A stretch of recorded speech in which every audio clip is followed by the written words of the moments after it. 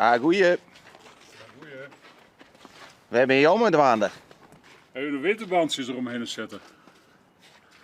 Ja, daar rit wel tijd voor, hè? Ja, zeker. Ja, eigenlijk te laat, hè? Had even wat eerder moeten, maar het lukt wel, dus... En hoe kan het dat je wat onder later komt binnen? Uitstellen, uitstellen, uitstellen. Dus, en dan komt de sneeuw en dan moet je wel eventjes, hè? Ja. Dus, maar vanmorgen al weg geweest en dan begint het al te glijden, hè? Ja, hing je er al last van? Jawel. Hier in de straat helemaal, hè? Dus, maar ja, we hebben zelf het spul ervoor, dus we kunnen het eromheen zetten, hè?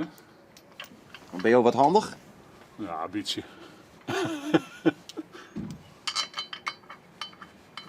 En anders moet je weer naar de garage toe en zulke dingen, dus nou ik het zelf. Hè? Dus,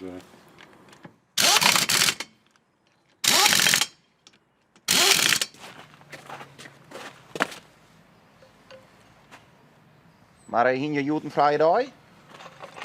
nou, ik ben afgekeurd, dus ik heb altijd vrij, dus.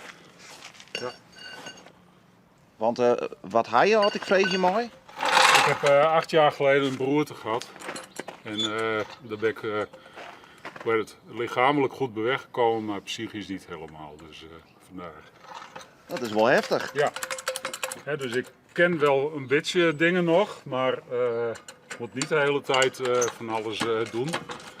Hè, maar dit is dan eventjes, nou ja, een half uurtje. En dan, oh, dat is net goed.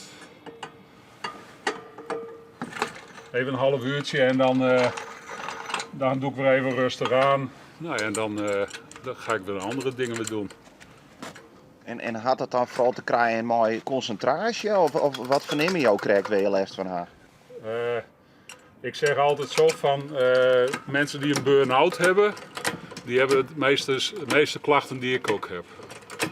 Ja, alleen ik heb het dan al 8 jaar lang. Dus vergeetachtigheid, vermoeidheid, zulke dingen allemaal. Dus ja. Ik kan me voorstellen dat dat een hele uitdaging is om te accepteren dat je daar wel Libië maakt. Ja, dat accepteer je niet hoor. Dat zijn dingen dat ja, je zal ermee moeten leven, maar het is wel moeilijk om mee te leven.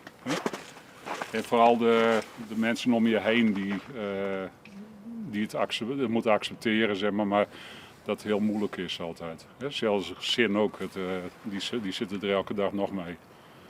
Ja. Ja, en het is ik net om je te sjern aan de boetenkant. Nee. Dat is het nadeel van zoiets, zeg maar. Dus eigenlijk kan je beter een been breken of zulke dingen, dan zien ze wat je hebt, maar zulke dingen zie je dus niet. En vernemen jou nog wel dat je nog wel stappen maakt je kind in het herstel? Ja, heel langzaam. Maar het zal nooit de oude meer worden. Nee. Dus ja. Wij wensen jou wel een soort succes. Dank u wel. Dus, en jullie prettige dag verder.